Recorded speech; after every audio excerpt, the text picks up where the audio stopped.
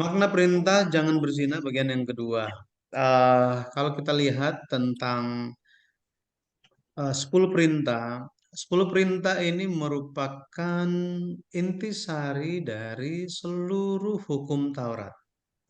Dan di dalam Alkitab, kalau kita lihat Alkitab itu Perjanjian Lama dan Perjanjian Baru kan. Eh, Jika Alkitab itu dirangkumkan, itu kita akan menemukan Perjanjian Lama. Ketika itu di- dirangkumkan, maka itu kita bisa menemukan 10 kitab Musa dan 10 kita 5 kitab Musa.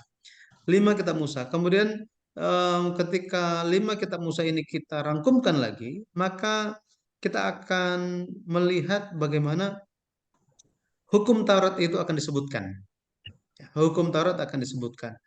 Perjanjian Lama, orang Yahudi sampai hari ini mereka memegang Perjanjian Lama, tetapi ketika berbicara tentang Perjanjian Lama, mereka juga akan berbicara di saat yang sama tentang hukum Taurat. Ketika berbicara tentang hukum Taurat, mereka akan berbicara tentang 10 perintah. Nah, jadi 10 perintah em, merupakan rangkuman dari semua hukum Taurat yang dijelaskan oleh Musa kepada orang Israel. Maka kita sementara melihat perintah jangan berzina ini, ya. Perintah yang ketujuh, em,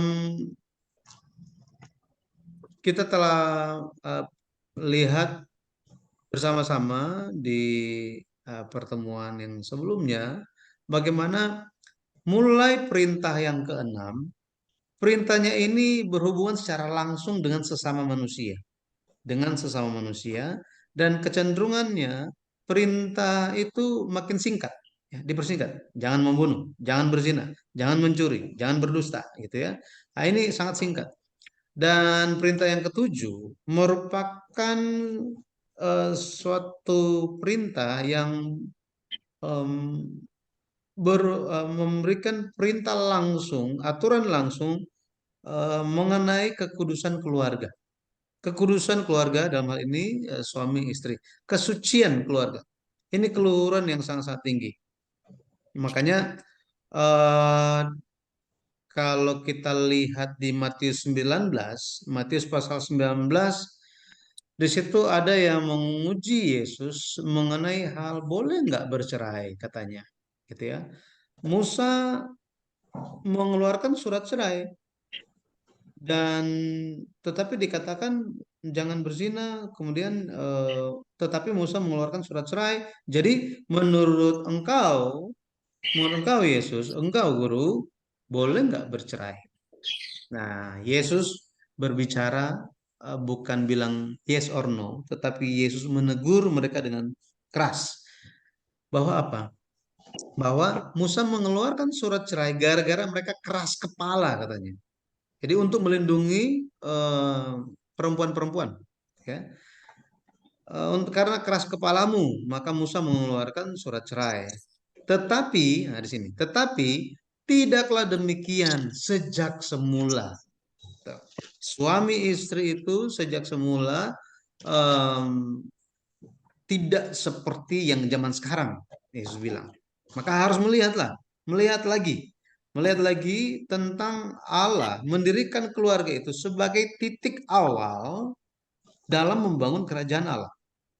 Titik awal. Untuk ada satu negara perlu ada orangnya kan, dan untuk manusia itu tambah banyak, maka Allah membentuk suami dan istri.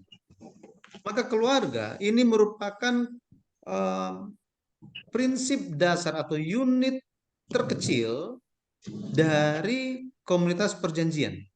Ini merupakan bentuk dasar komunitas perjanjian. Kalau kita lihat gereja sekarang ini, gereja perlu ada dimulai dari manusianya kan, ada keluarga di situ.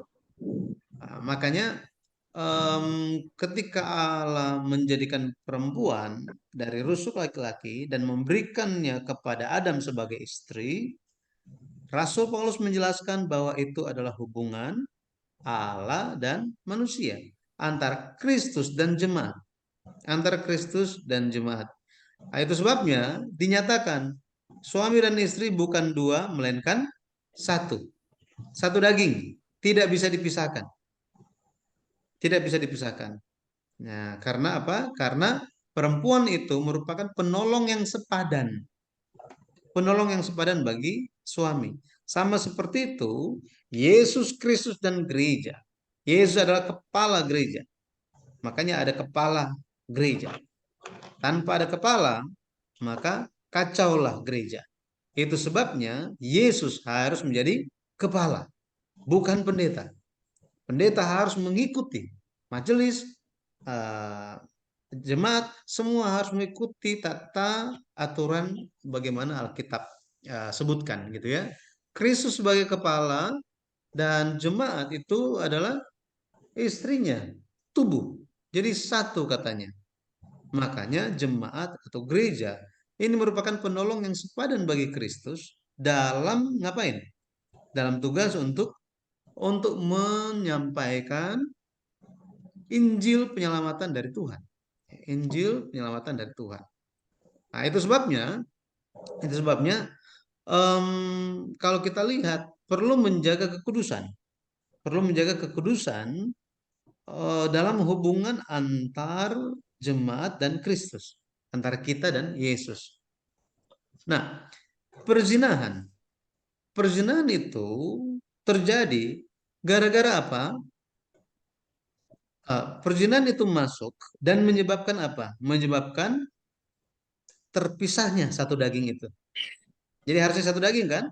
Tetapi karena ada perzinahan, maka terpisah. Itu sebabnya menjadi permasalahan. Ya.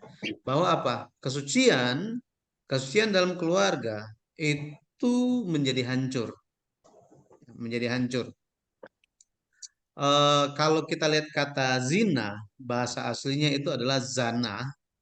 Zana menunjuk kepada segala jenis hubungan seksual yang tidak benar. Segala jenis hubungan seksual yang tidak benar. Nah, tetapi perintah yang ketujuh itu tidak menggunakan zana, tidak menggunakan kata zana, tetapi menggunakan kata naaf. Ya, naaf. Jadi ada zana dan naaf. Nah, kata naaf ini em, berhubungan dengan berhubungan dengan hal menjaga kesucian hubungan perjanjian. Sekali lagi, menjaga kesucian hubungan perjanjian. Jadi bukan kalau zana ada dua kata ya, ada kata zana dan naaf. Kalau kata zina, zina ini eh, memiliki dua kata Ibrani. Yang pertama itu zana, ini menunjuk kepada perbuatan seksual yang tidak wajar, yang tidak benar. Kemudian ada kata yang kedua yaitu naaf. Naaf ini menunjuk kepada hal menjaga kesucian hubungan perjanjian. Makanya em, suami dan istri masuk ke dalam perjanjian kudus kan?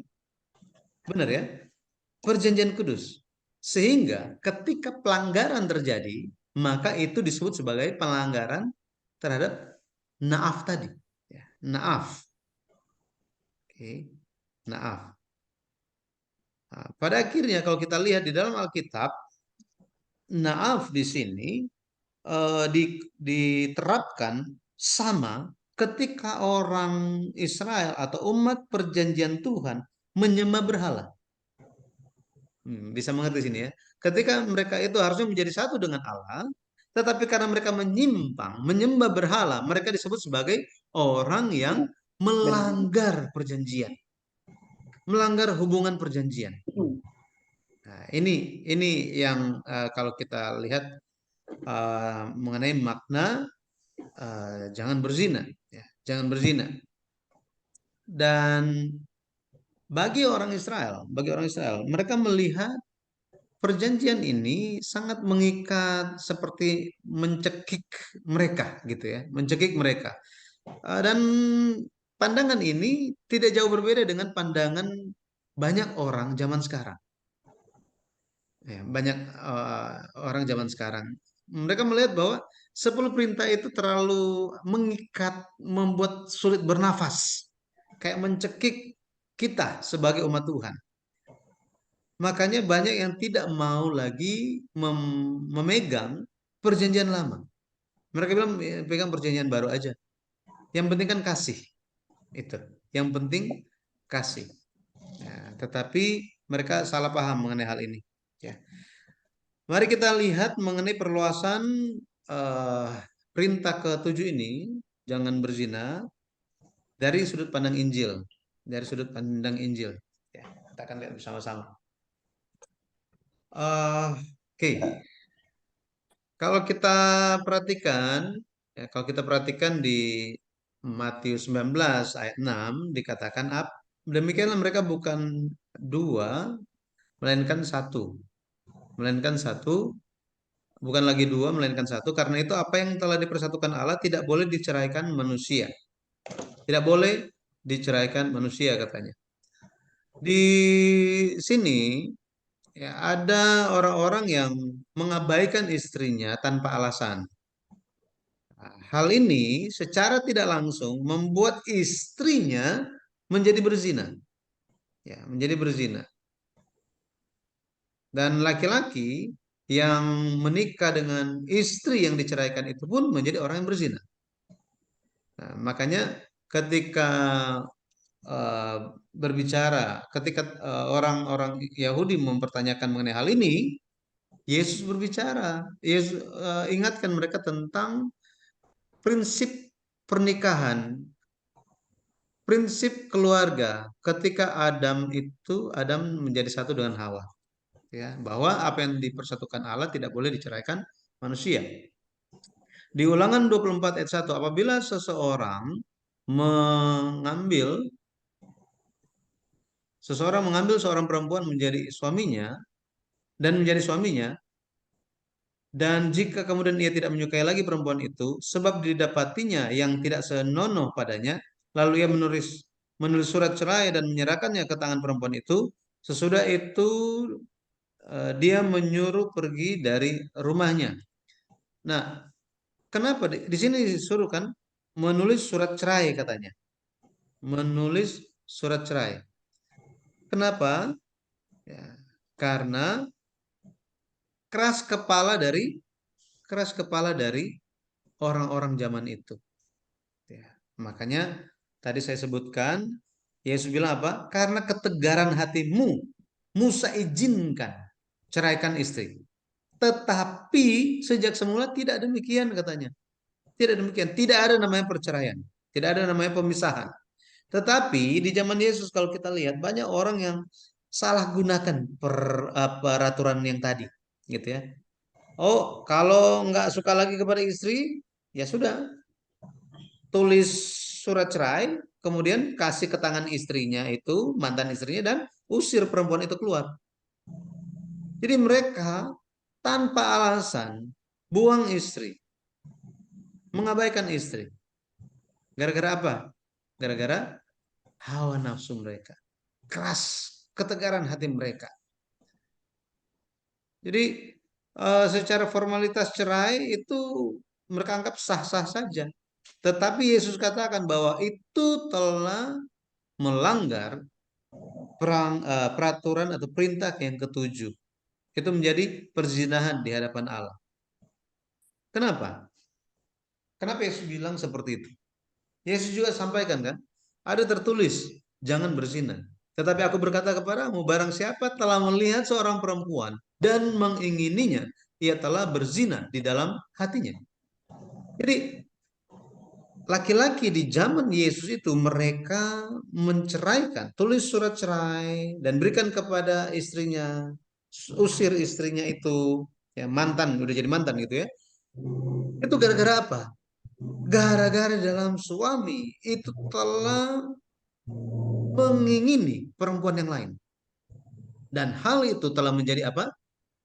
Pelanggaran. Yesus katakan, telah berzina dalam hatimu. Telah berzina. Jadi kalau kita lihat hukum Taurat di Perjanjian Lama ini mengubah perbuatan rupa luar manusia, rupa luar manusia. Seharusnya lewat perbuatan itu, lewat desakan Tuhan untuk rubah perbuatan mereka, kelakuan mereka, mereka sadar di dalam hati mereka. Harapan Tuhan seperti itu. Inilah tujuan Tuhan. Robah, kasih pagar supaya sadar bahwa apa? Dia keluar dari pagar itu, melompat dari pagar itu, maka ada dosa. Jangan keluar dari pagar. Tetapi mereka melihat pagar itu sebagai hal yang membuat mereka sulit bergerak, nggak bebas, sulit bernafas, kayak mencekik gitu. Makanya mereka berpikir bagaimana caranya supaya bisa lompat pagar, ya, bisa lompat pagar tanpa melanggar. Lompat pagar tanpa melanggar. Jadi mereka keluarkan ini surat cerai seperti ini. Makanya Daud, ya Daud katakan bahwa aku suka melakukan kehendakmu ya Allahku, Tauratmu ada dalam dadaku. Jadi bukan hanya di luar saja, melainkan ada di dalam hati, ada di dalam hati. Makanya Yesus datang dan Yesus perluas makna hukum Taurat ini. Yesus tegaskan, jika adalah hawa nafsu di dalam hati, maka itu sudah melanggar. Yesus bukannya bicara tanpa dasar. Yesus berbicara di atas dasar firman di Perjanjian Lama. Bahwa apa? Bahwa Taurat itu harus ada dalam hati juga. Tetapi mereka tidak menaruh Taurat Tuhan di dalam hati mereka. Mereka seolah-olah taat, tidak lakukan perzinahan, tetapi hati mereka dipenuhi dengan pelanggaran. Dipenuhi dengan pelanggaran. Makanya Yesus menyadarkan mereka. Yesus menyadarkan mereka dalam hal ini. Matius 5 ayat 27 dan 28. Kamu telah mendengar firman, jangan berzina. Tetapi aku berkata kepadamu, setiap orang yang memandang perempuan serta menginginkannya sudah berzina dengan dia di dalam hatinya. Memandang. Kata memandang di sini dalam bahasa Yunani blepo, ya, blepo, ya, blepo atau blepon. Bahasa akar katanya itu blepo, ya. Di sini ditulisnya blepon. Jadi mengamati dengan memberikan perhatian. Jadi memandang perempuan, mengamati seorang perempuan, kemudian memberikan perhatian sampai apa? Sampai membayangkan, dan memiliki. Jadi udah ada hawa nafsu di sini. Nah, makanya ibu-ibu kan menjadi pencegah yang luar biasa ya, bapak-bapak. Bapak-bapak lirik sebentar, langsung dicubit. Cubit. Akhirnya apa? Bapak-bapak bilang apa? Enggak, cuma lihat aja. Masa saya tutup mata nanti tabrak yang di depan pas jalan. Habis gimana dia itu lewat di depan masa nggak lihat? Tapi karena ibu-ibu cubit akhirnya apa? Nggak sempat mikir, langsung jalan terus gitu ya. Jadi kalau kita lihat Yesus ingin merubah, memulihkan hati umat Tuhan. Hati.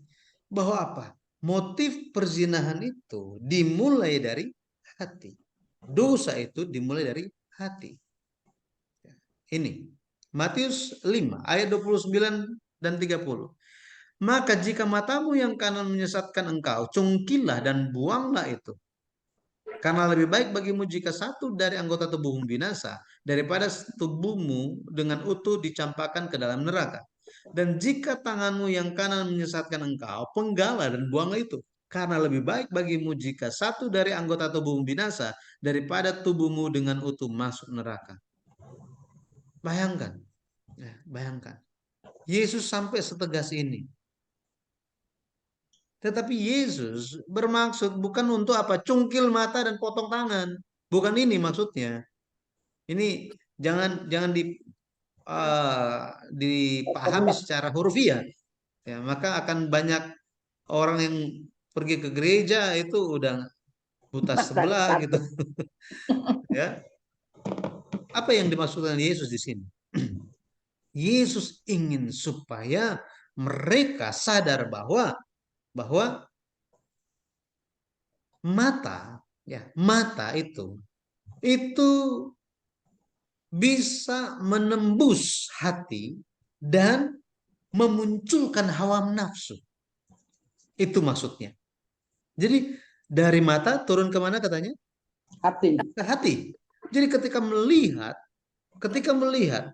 apa yang dilihat oleh mata itu menembus ke hati dan bisa membangkitkan hawa nafsu. Kemudian tangan, ya, tangan ini alat untuk meraba, gitu ya, raba. Jadi tangan ini bisa merangsang tubuh, ya, kedagingan. Jadi mata akan merangsang hati, tangan akan merangsang tubuh.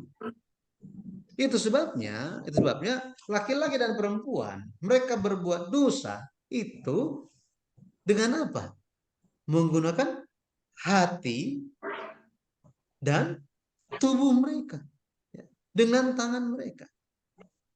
Ini yang terjadi. Ya. Amsal 6 ayat 29. Demikian juga orang yang menghampiri istri sesamanya. Tiada seorang pun yang menjamanya luput dari hukuman. Menjama dengan tangan kan? Dengan tangan. Jadi mengenai hal tersebut, mengenai mata, mengenai tangan, menghampiri sesama, menjama. Ya, ini kan lewat melihat, mengingini, kemudian mendekati dan memegang, meraba. Pasti ada hukuman katanya. Yesus katakan dari hati, semua itu munculnya dari hati. Itu sebabnya hal-hal yang menggoda itu harus dijauhkan. Ketika ketika Yusuf digoda oleh istrinya Potifar, apa yang Yusuf lakukan? Dia melarikan diri. Dia lari. Dia lari menjauhi godaan. Ya, memang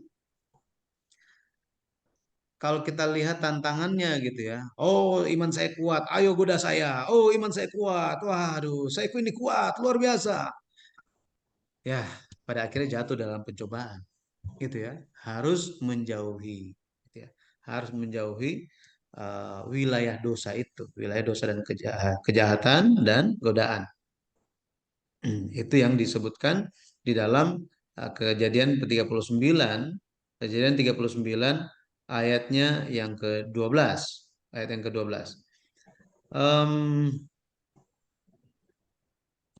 Kalau kita lihat di 1 Korintus 6 ayat 18 dikatakan apa?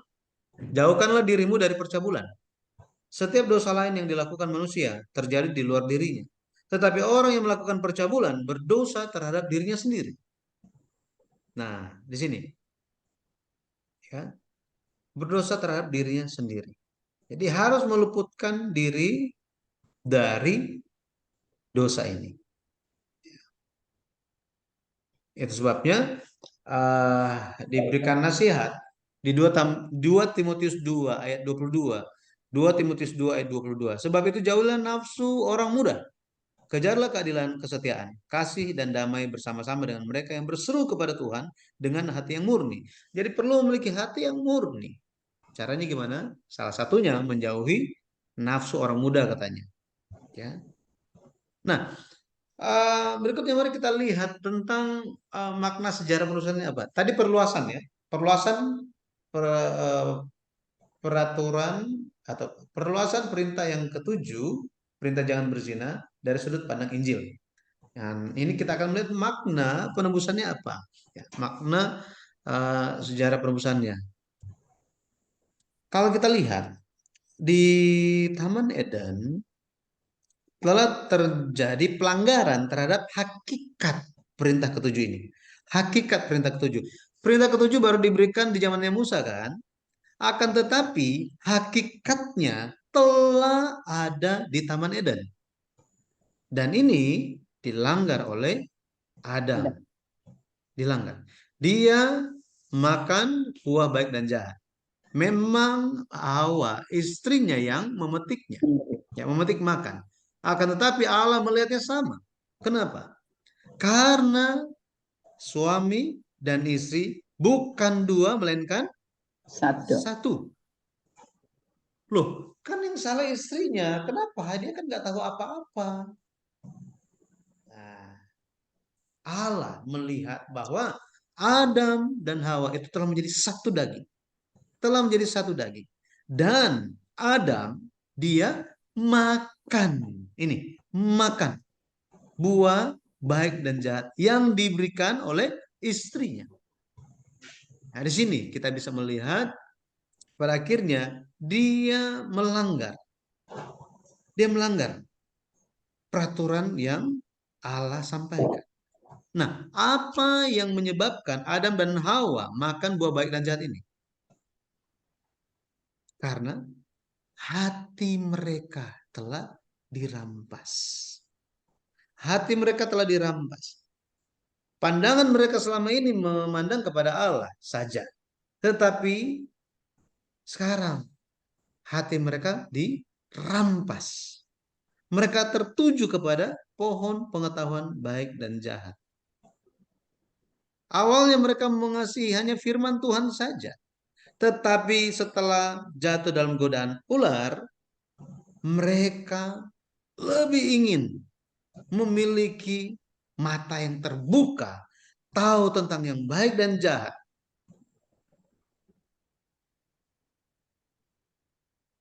Apakah mereka telah meninggalkan Allah secara total?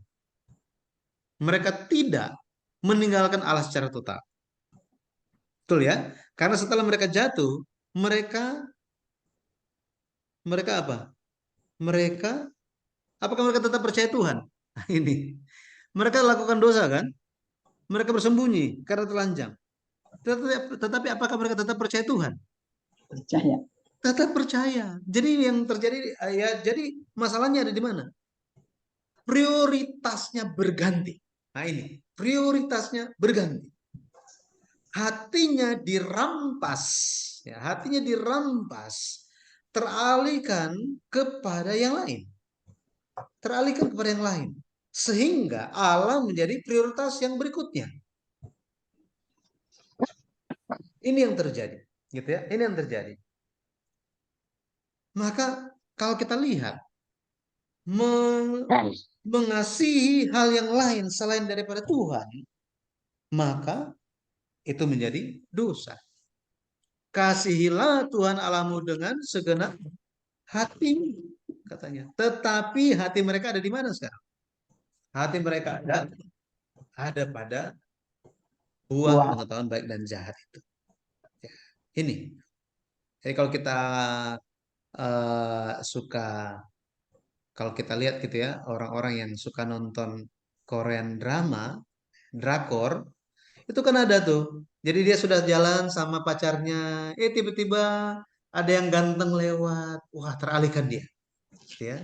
Akhirnya hati dia teralihkan kepada yang lain, sehingga putuslah dengan yang pertama dan jadian dengan yang baru. Nah, hal ini yang membuat drakor menarik, ya, drakor menarik. Ya.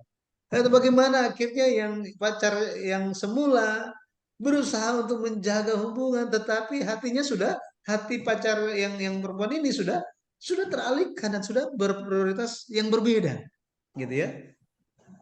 Nah, kalau kita lihat Kejadian 3 ayat 6, ini sebelum kejatuhan ya.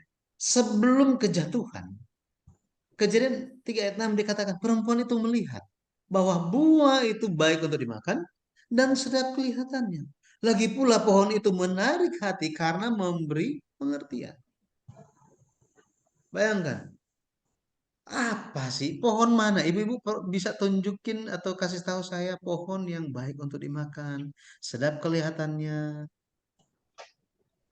Apa ini? Apakah ini bicara tentang pohon apel, mangga, atau apel yang lambangnya apel yang sudah dimakan, gitu ya? Jadi kalau kita lihat, ya, em, Kejadian 2 ayat 9, Kejadian 2 ayat 9, Allah juga berbicara mengenai berbagai-bagai pohon di bumi. Dia katakan apa? Yang menarik dan baik untuk dimakan buahnya. Menarik dan baik untuk dimakan buahnya. Menarik, pleasant to the sight. Enak untuk dilihat, ya, enak untuk dilihat. Ayat 16 dikatakan, lalu Tuhan Allah memberi perintah ini kepada manusia. Semua pohon dalam taman ini boleh kau makan buahnya dengan bebas. Boleh. Ya. Tetapi kalau kita lihat ayat yang ke-17 ada larangan. Jangan makan buah yang ada di tengah-tengah taman itu. Jangan. Karena pada hari yang kau memakannya pasti engkau mati. Jadi semuanya sebenarnya menarik. Semua pohon boleh. Karena semuanya itu menarik. Baik untuk dimakan buahnya. Tetapi atau kecuali yang di tengah taman itu. Ada pengecualiannya. Tetapi bagi perempuan itu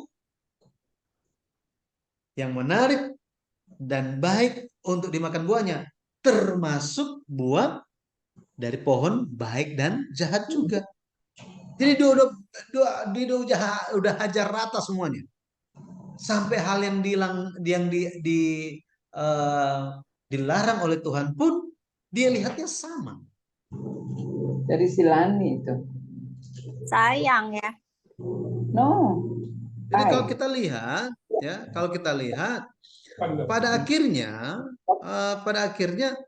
hal-hal yang boleh dan tidak boleh kan harusnya hanya melihat yang boleh saja, yang tidak boleh ya udah nggak usah diperhatikan.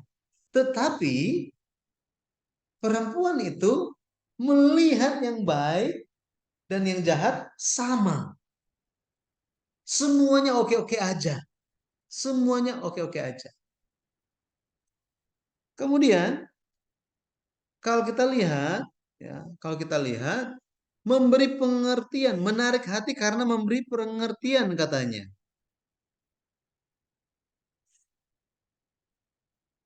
Buahnya sangat menarik sampai demikian, gitu ya. Kita perlu ingat bahwa ada satu pohon lagi, yaitu pohon kehidupan. Pohon kehidupan itu, ya, em, sebenarnya pohon kehidupan itu dari antara semua pohon, ini pohon yang bisa memberikan kehidupan yang kekal, gitu ya, kehidupan yang kekal. Amsal 3 ayat 18 ketika berbicara mengenai hal ini, ia Amsal 3 ayat 18, ia menjadi pohon kehidupan bagi orang yang memegangnya, siapa yang berpegang padanya akan disebut berbahagia. Maka ini hikmat, gitu ya, hikmat. Dikatakan, seharusnya pohon kehidupan itulah yang memberikan hikmat, pohon kehidupan. Tetapi perempuan tidak melihat pohon kehidupan. Perempuan itu melihat bahwa yang bisa memberikan dia hikmat itu adalah pohon baik dan jahat. Kenapa? Kenapa? Hawa dan pada akhirnya Adam bisa salah melihat demikian. Bisa salah pohon nih mereka. Mereka melihatnya fokusnya itu kepada pohon pengetahuan baik dan jahat. Kenapa mereka sampai fokusnya ke situ? Kenapa? Itu karena godaan. Karena godaan ular. Hatinya telah menerima ular itu. Karena prioritas hatinya bukan lagi firman Allah, bukan lagi larangan dari Allah, firman Allah, melainkan omongan perkataan ular. Yakobus 4 ayat 4 dikatakan, hai kamu orang-orang yang tidak setia. Kata tidak setia di sini, adulterers. Ini bicara mengenai orang yang berzina, melakukan dosa perzinahan, gitu ya, percabulan. Tidakkah kamu tahu bahwa persahabatan dengan dunia adalah permusuhan dengan Allah? Jadi barang siapa hendak menjadi sahabat dunia ini, ia menjadikan dirinya musuh Allah. Makanya ketika Adam dan Hawa, mereka lebih dekat kepada ular. Mereka telah berzina. Mereka telah berzina. Jadi ketika ada hal-hal apapun yang menggoda kita dan kita mengizinkan diri kita termakan olehnya, pada akhirnya kita pun berakhir sebagai orang-orang yang tidak setia. Orang yang tidak setia. Maka kita benar-benar harus memandang kepada Kristus. Ya, harus memandang kepada Kristus. Nah, pada kedatangan pertama, apa yang terjadi? Di zaman Yesus, Yesus adalah pengantin laki-laki bagi umat Israel, ya, pengantin laki-laki rohani. Diperluas lagi bagi kita semua, bagi umat manusia. Yohanes Pembaptis sampaikan seperti ini. Yohanes 3 ayat 28 sampai 29 katakan hal itu. Bahwa apa? Yesus adalah pengantin laki-laki, mempelai laki-laki. Orang Israel, umat Tuhan adalah mempelai perempuan. Yohanes adalah sahabat pengantin laki-laki ini. Dia yang menjadi seperti apa ya? Menjadi seperti wedding organizer-nya gitu. Rasul Paulus pun mengatakan hal yang sama ketika kita lihat di 2 Korintus 11 ayat 2. Sebab aku cemburu kepada kamu dengan cemburu ilahi. Karena aku telah mempertunangkan kamu kepada satu laki-laki untuk membawa kamu sebagai perawan suci kepada Kristus. Kristus. Jadi ini bicara mengenai Yesus Kristus. Ya. Nanti Yeremia 3 ayat 14, 31 ayat 32 nanti bisa baca di sini. Yesus Kristus adalah pengantin laki-laki, gereja, jemaat kudus adalah pengantin perempuan. Ya. Makanya Yesus pun bersaksi sendiri mengenai hal ini. Ya, Yesus berkata di Matius 9 ayat 15. Dapatkah sahabat-sahabat mempelai laki-laki berduka cita selama mempelai itu bersama mereka? Tetapi waktunya akan datang, mempelai itu diambil dari mereka dan pada waktu itulah mereka akan berpuasa. Nah, mempelai laki-laki Yesus ini bicara mengenai Yesus Kristus kan? Nah, jadi Yesus Kristus memanggil 12 murid. Ya, 12 murid. Setelah memanggil 12 murid, hal pertama yang terjadi itu apa? Yesus mengunjungi Kana di Galilea. Ngapain di sana? Menghadiri undangan pesta pernikahan. Yesus pergi ke sana bersama-sama dengan murid-muridnya. Nah, kalau kita lihat,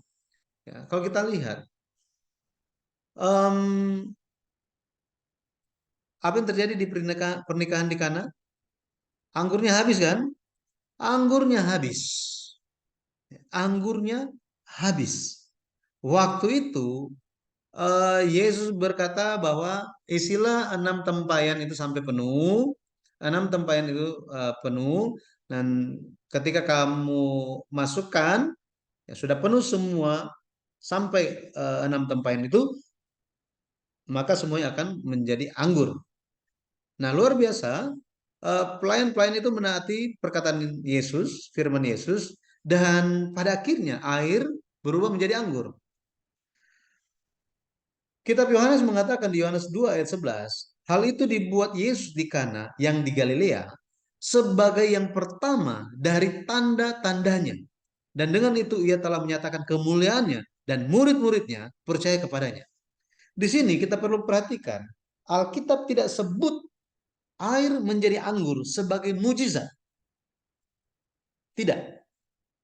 Tidak disebut sebagai mujizat, tetapi disebut sebagai tanda. Nah, sebagai tanda. Apa yang dimaksud di sini? Apa yang dimaksud dengan tanda-tanda ini? Ada berapa tempayan? Ada 6 tempayan. Dan semua tempayan itu diisi penuh dengan air. Diisi penuh dengan air. Air tersebut di dalam tempayan-tempayan yang sudah penuh itu berubah menjadi anggur. Sumber anggur itu sebenarnya ada di siapa? Secara rohani, sumber anggur yang tidak ada habis-habisnya itu adalah Yesus Kristus. Benar ya? Yesus Kristus. Yesus adalah tempayan yang ketujuh secara rohani. Ada 6 tempayan kan? Angka 6 di dalam Alkitab itu menunjuk kepada angka kejatuhan manusia, angka kejatuhan, angka binatang, karena binatang juga diciptakan di hari yang ke-6. Ya, jadi angka 6 itu kurang menunjuk kepada angka yang tidak lengkap gitu ya, tidak lengkap, tidak sempurna. Ya, angka 6.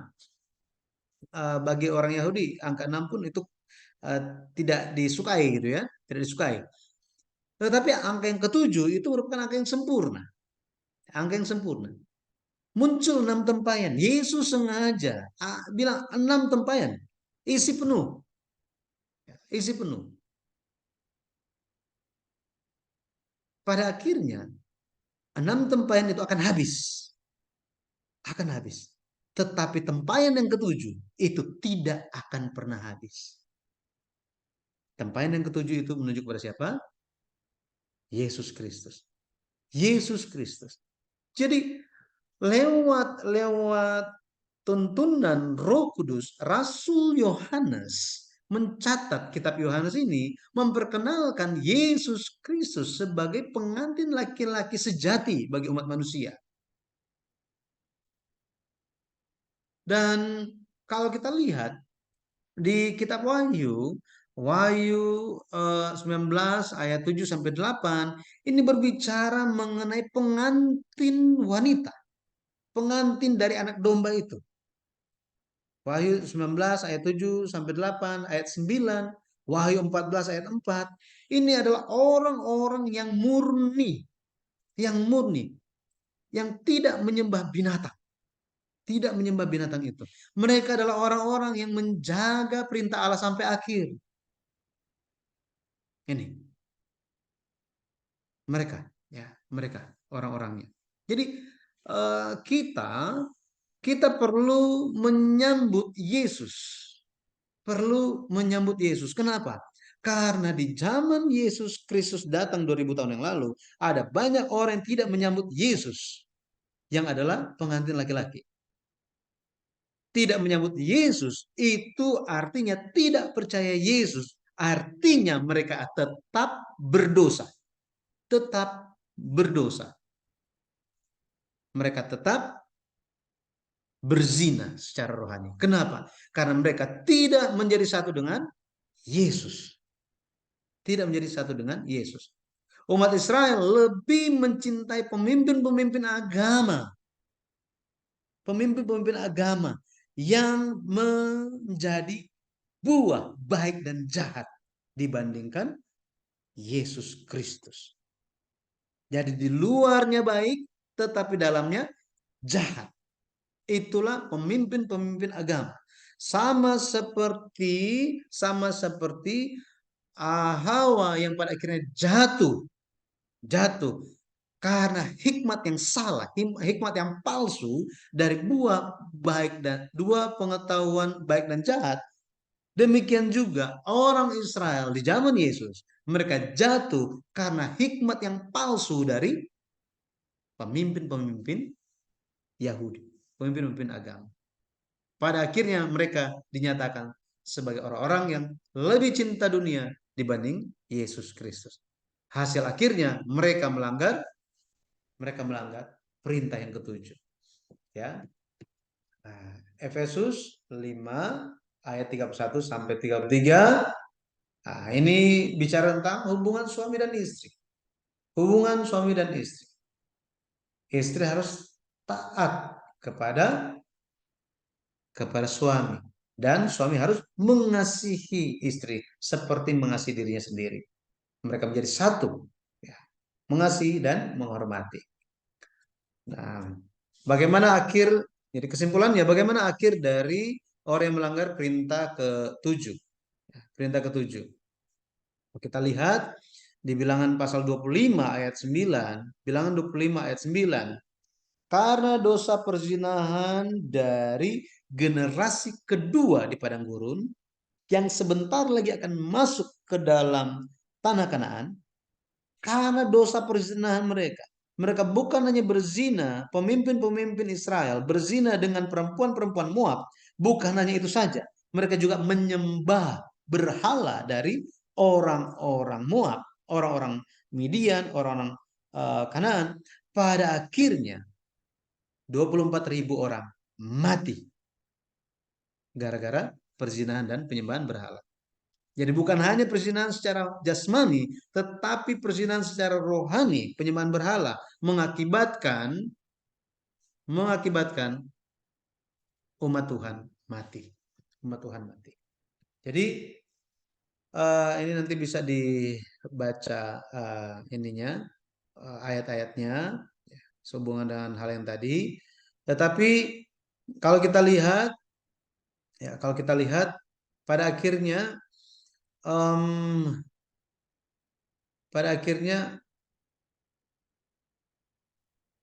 kehancuran itu, salah satu kehancuran yang datang atau menimpa umat Tuhan itu karena dosa perzinahan. Perzinahan dan penyembahan berhala sama-sama merupakan perzinahan di mata Tuhan. Itu sebabnya hari ini kiranya kita bisa memperhatikan bagaimana kita hidup. Mungkin perzinahan secara jasmani orang-orang bisa berjaga-jaga mengenai hal itu, tetapi secara rohani ini yang tanpa disadari telah melanggar, gitu ya, telah melanggar. Itu sebabnya kenapa Pendeta Abraham Park itu menjelaskan dan sangat detail mengenai hukum Taurat ini, sehingga kita pun tahu dan mengarahkan perhatian kita kepada firman Tuhan, bahwa firman Tuhan itu harus menjadi prioritas utama dalam hati kita. Prioritas utama dalam hati kita. Dan ketika kita mengenal, bertumbuh, pada akhirnya Roh Kudus akan semakin sensitif di dalam hati kita. Gitu ya. Sensitif dan menjaga hari-hari kehidupan kita. Ya, saya berdoa dalam nama Tuhan Yesus Kristus kita bisa menjadi orang-orang yang tetap murni di hadapan Tuhan, seperti Wahyu 14 ayat 4. Kita adalah perawan, katanya, murni di hadapan Tuhan karena iman kita yang murni, yang hanya mengikuti anak domba kemana saja dia pergi. Amin.